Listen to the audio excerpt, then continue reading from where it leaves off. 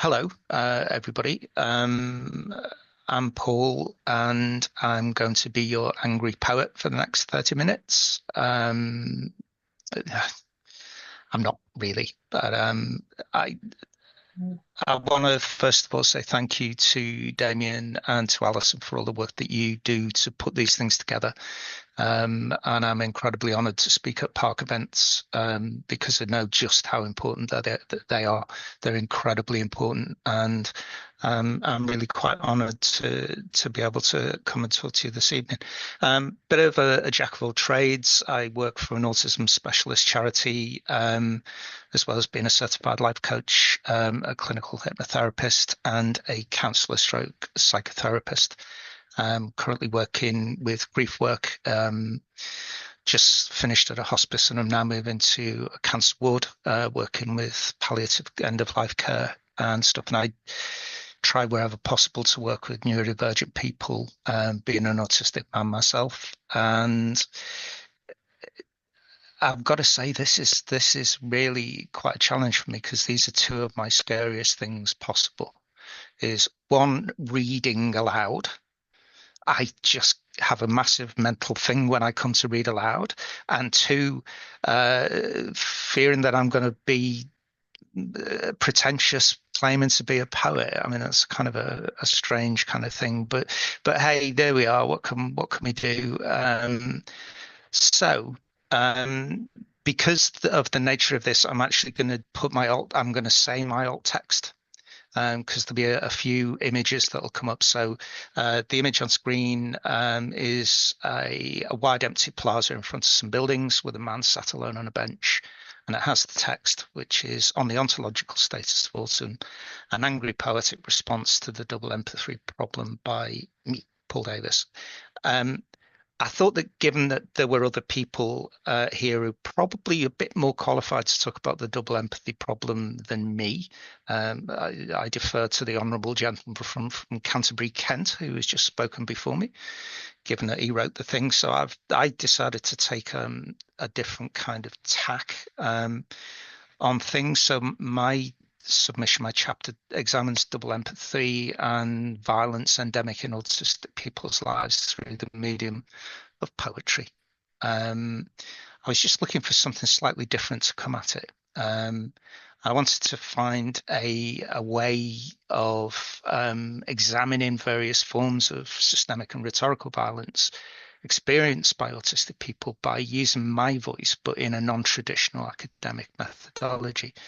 So obviously you immediately then say, well, that obviously leads you straight to Japanese poetry, ancient Japanese poetry. Where else would it go? And I decided to take a modern neurodivergent look at the traditional Japanese forms of haiku, tanka, and heiga, which some of you will be aware of already, and others not.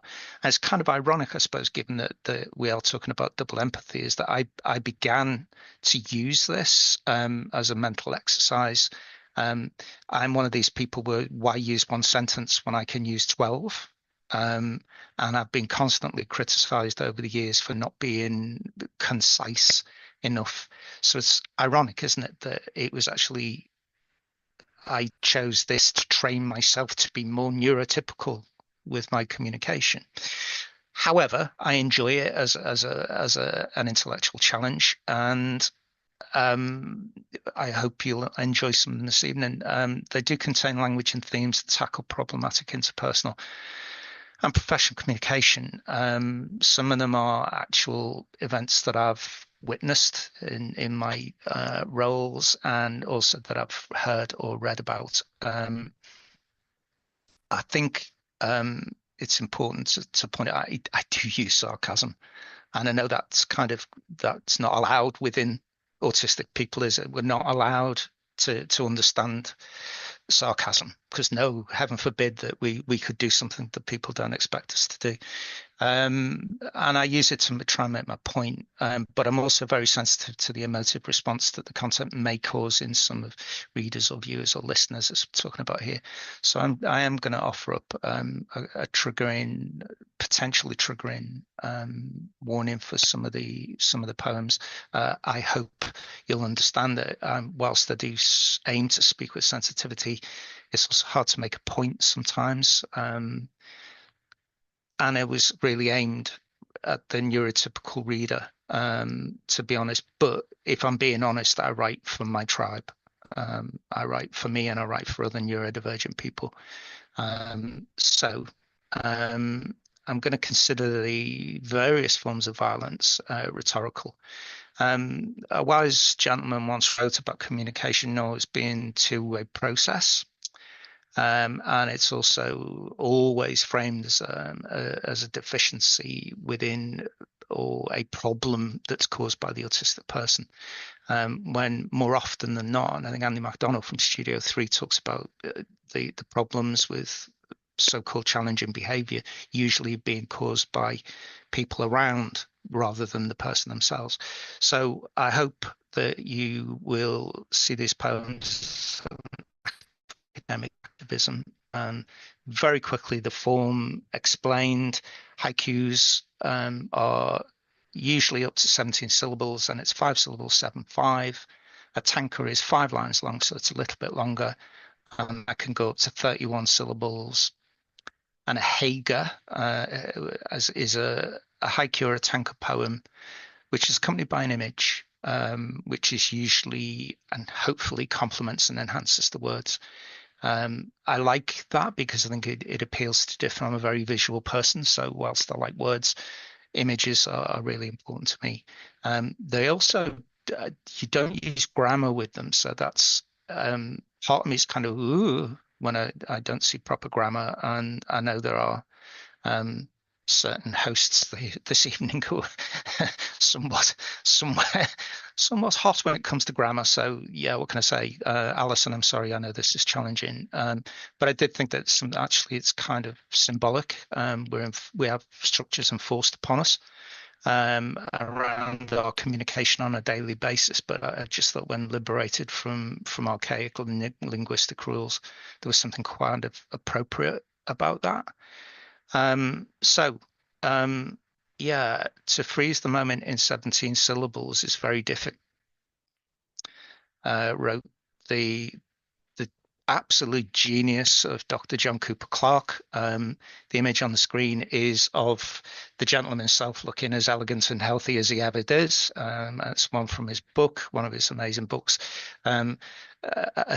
Says a lot, doesn't it? Damien saying, "Oh, read Goffman, read Goffman." I'm saying, read John Cooper Clarke. But hey, what different folks. State from the outset, I don't consider myself to be a poet. I wouldn't claim to be a poet, but I hope you appreciate what I'm trying to achieve by using these tankers as to convey short, sharp observations. And however, I should point out that if, as Kai says, if unsuccessful, the limitations are in the poet and not the form. And this is kind of quite awkward given that the images actually, oh no, I didn't mean to do that. I can't see all of the, oh God, where are we? Isn't this marvelous?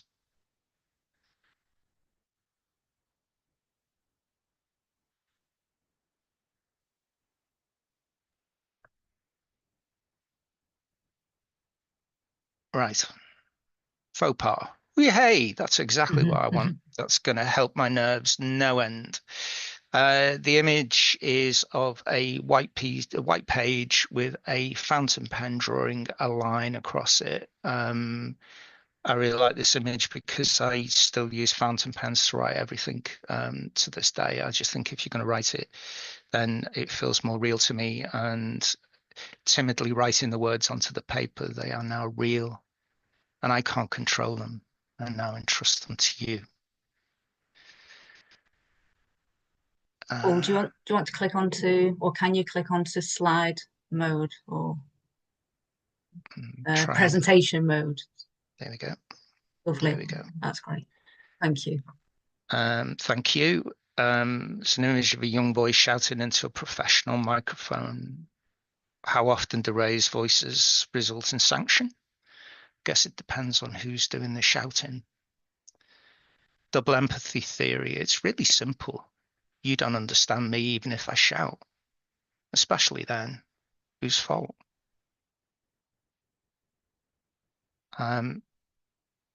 Electrodes on the head to measure where they look. They should look there, but they didn't. That's a disorder. What if they just didn't want to? Disordered, broken, problem children, disruptive, challenging, damaged, judged, stigmatized, traumatized. All symbolic violence. All symbolic violence. Stimming is so bad, the teacher says. It's just stereopathy and disruptive.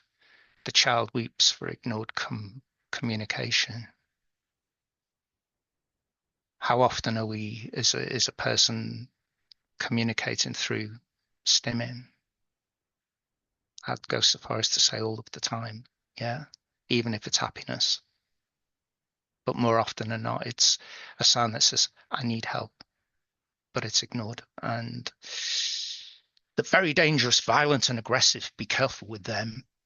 The problem with autism is the wide homogeneity. Can we make up our mind, please? Are we one or are we individuals? Are we all lumped into this one package? Yeah. This is a shop window in a busy city with a reflection of vehicles and a neon sign that says you'll get it eventually. We can only hope. Autistic person and not person with. Just how many times must we tell you, you ignore us? Our resilience is challenged. It's so hard to keep. And yes, I fully accept personal preference. Yes, I really do. And that's the point. We don't get the chance to have our personal preferences. We use a new form of positive behavior support where you have the right to be free, subject to our funded approval. People with autism see things in just black and white. Well, we see the full spectrum. All the experts locked into binary thinking. Daily battles with ongoing hate and ableism and discrimination. Why don't you smile more often? You're so miserable. Yeah. And amazingly, being accepted as a human being can enhance one's well-being too. Blimey, who'd have thought? This is an image of a picture of a man's face looking down at the floor with his hood up, covering part of his face. It often doesn't matter just how old the child is within support settings. My daily report, you are the antecedent of my behavior. The consequences for me are always punitive, though.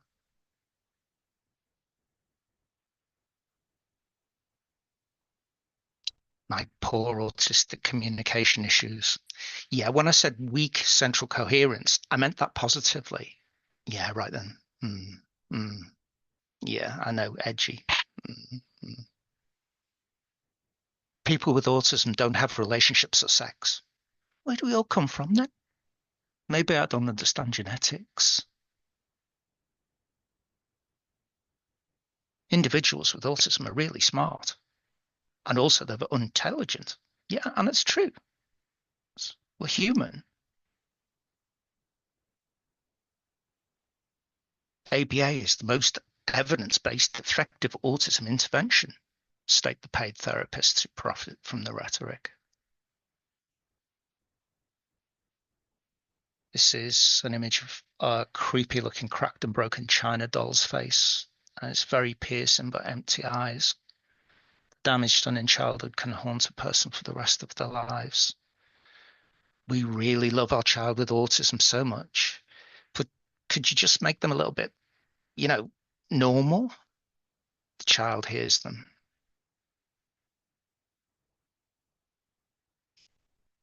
Yeah. And I see them on a weekly basis.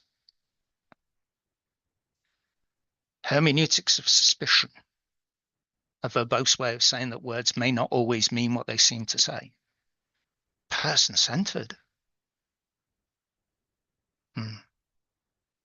My positive behavior support, where standards and attitudes and expectations change every shift over, every day.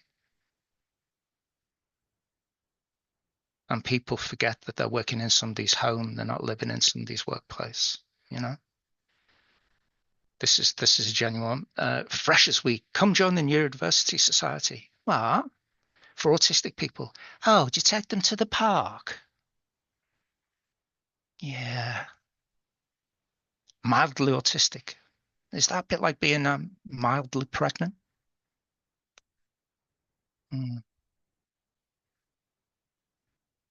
It's an image of an old chimp looking off into the distance. He appears to have the same opinion about that discriminatory old rubbish as I do. A chimpanzee, it has theory of mind, but apparently I don't.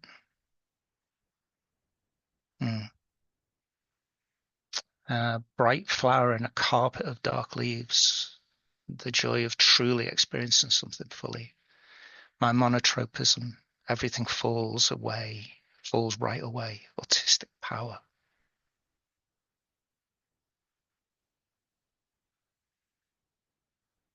You've never seen the real us. Only ever see a mask. Trying to keep our shit together. You just don't know us at all. You can see what mood I was in when I wrote that one. Unless you respect me, I'm not listening to you. You demand from me what you refuse to give. Typical double standards. Taught to believe they're stupid or naughty if they think in a way that doesn't conform to the school group think. Exclusion starts young. You can't impose your neurodiversity on us. That's not how we do things. The system works just the way it is. Thank you. So I wonder what drives that. Is it fear? Or is it power? This is another true one. Image of a man up to his waist in water, looking like he could be swallowed up by a vast sea of indifference at any moment. You're in wet trousers. He did it on purpose. He always does, just to wind me up. Brutal shame for an interoception issue. So I asked, well, why didn't you just take him to the toilet before telling him that you're going out? What? It's heartbreaking. It's a bit heavy, isn't it? For tea time. Sorry, Al. Disabled deaths by COVID. But they also had coexisting ill health. Oh, well, that's not so bad then. Lives dismissed as worthless. 85% of deaths from COVID were disabled people. Rhetoric is the means by which ableist culture perpetuates its power and mourns our sad death, but also sees it as a blessing. He's better off. The family's better off. Yeah. Don't let anybody else define you. Just be who you really are. Accept no compromise and live true. Oh, no, not you. No.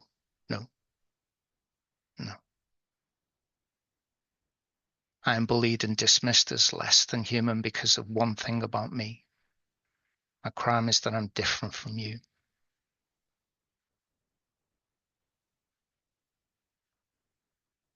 This is autobiographical.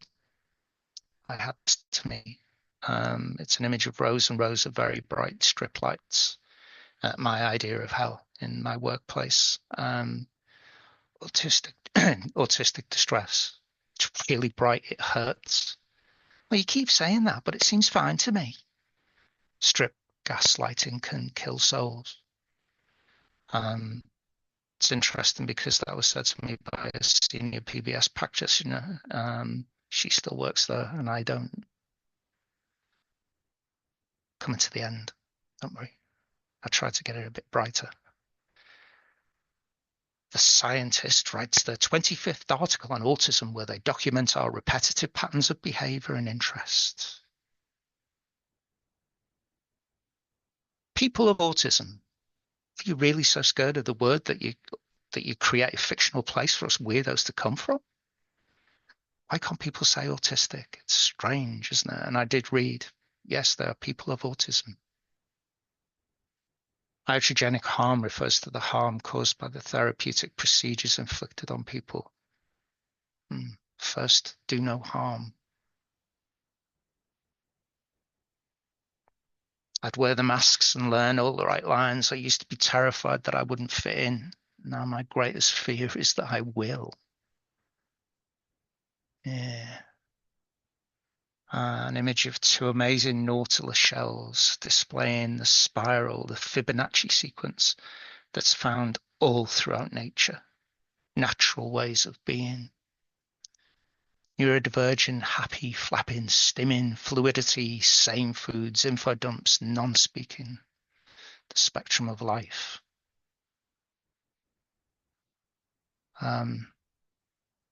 It's my belief that the double empathy theory should be at the core of all training, education, healthcare policy, and the importance of the lived experience of autistic and neurodivergent and other disabled people is absolutely vital. And yet we are, rather than I and thou conversations where it's I and it conversations that I had instead. To ignore us is to ignore professional responsibility towards reflective best practice. And our unequal power dynamics are always weighted in favor of the expert, usually neurotypical within health and social care. This is couched in terms of liberation and empowerment, but the lived experience of most disabled people is not one of empowerment. It's a daily battle for even the most basic support, as most and many actually autistic people will attest. Our lives are not valued in the same way as non-autistic people, based purely on our perceived ability to contribute in a neoliberal capitalist society. Without a fundamental shift in the focus on the inherent value of disabled person and the crucial importance of the role played by families, teachers, professionals, supporters, or carers, employers, then and an acknowledgement of the inherent asymmetrical power dynamics, how can we legitimately claim to provide the best quality support leading to the best outcomes? We can't. We simply can't. As it stands, we deserve so much better. Communication is always a two-way process. So, to my neurokin who might be out there, write, sing, paint, sculpt, dance, knit, stand up, whatever feels right for you, however you communicate. And it might be without words, it might be signs, it might be symbols, it might be the AAC machines, but do it loudly. To everybody else, be open to what we're communicating, our experience of thinking, perceiving, and coming into contact with the world, and everybody can benefit. Finally, my enduring shame stems not from your view of me as lesser than you, but that for so very, very long I believed you completely. Thank you. Domo arigato gozaimasu. To go full circle to Japanese. Thank you.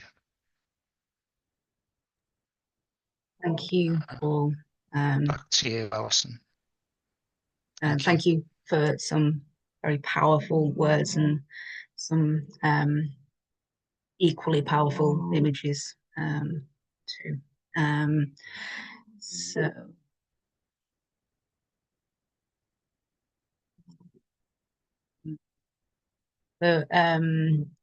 So comments which are largely kind of agreeing with you. So yes, challenging behaviour is all communication. Maurice is incredulous about making services acknowledge an ethical duty towards rejection sensitivity, question mark. So and some thank yous. Yeah, thank you very much. Are there any kind of questions and lots of comments? But anybody, again, who wishes to put the hand up,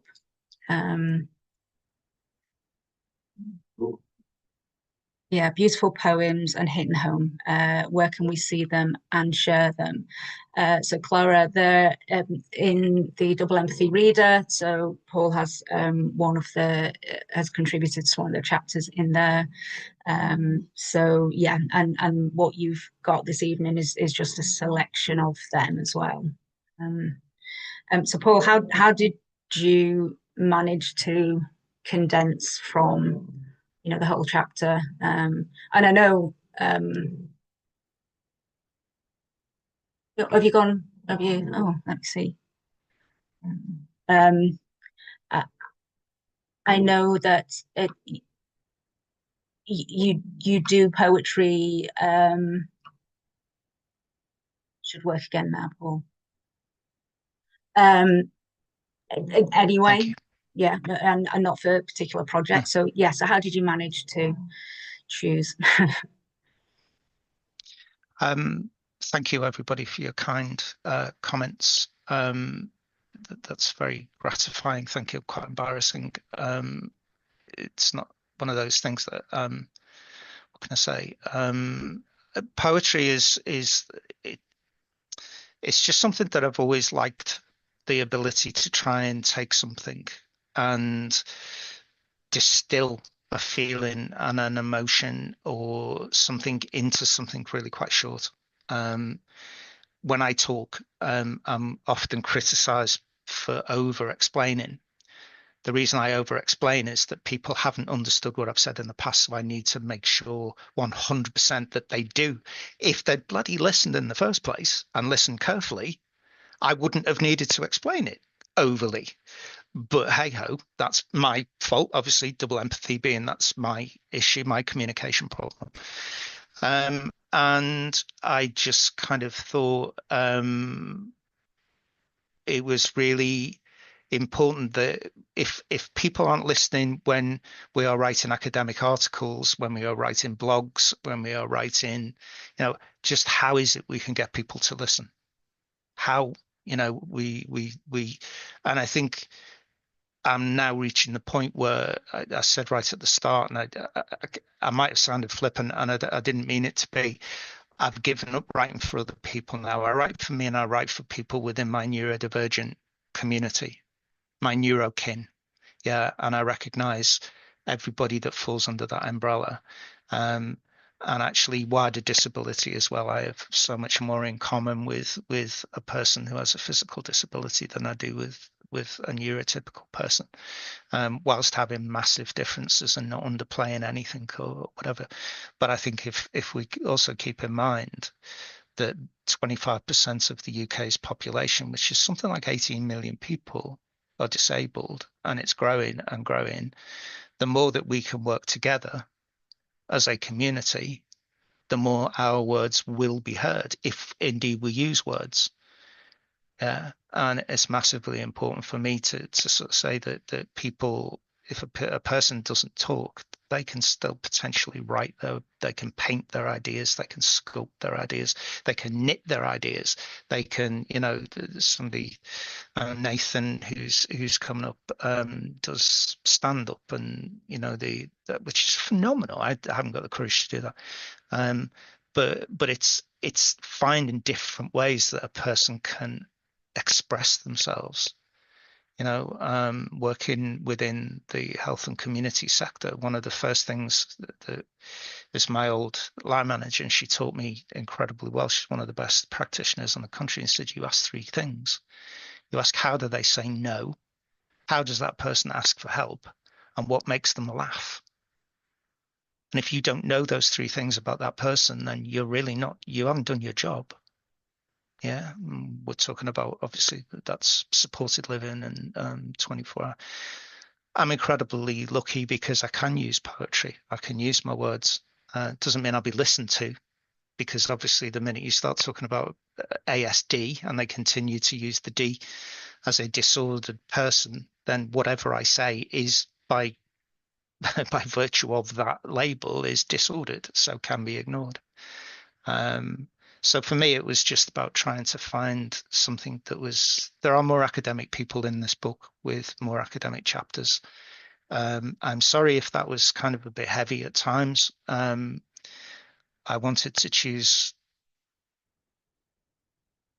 poems that I thought would hit home. While I had while I had an audience, I guess. But I think sometimes we have to be aware of what our words can do to other people and our actions. And as a psychotherapist, I always have to be careful about what I say and impact on other people. But at Um, times, it's Sorry, I was really just to say, important. Yeah. Rose said that the last line, you're saying it wanted to hit home. The last line of the last slide hit in the gut. Mm. There are a couple of comments which you might want to go back and just respond to directly, but there is just one question from Vishnu which I think is just worth addressing, and then we'll have a quick break.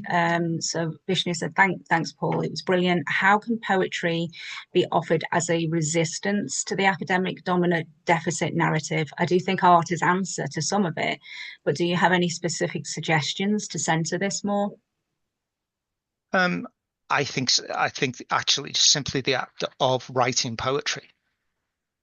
I think actually just go and do it. And even if you don't, even if you just do it for yourself, yeah, there's something really powerful about it. But you do not know until such times you start putting. I'm making no claims about being a poet here, but people have been quite kind when I haven't done this very often. It's the first time I've ever read any of my work out loud.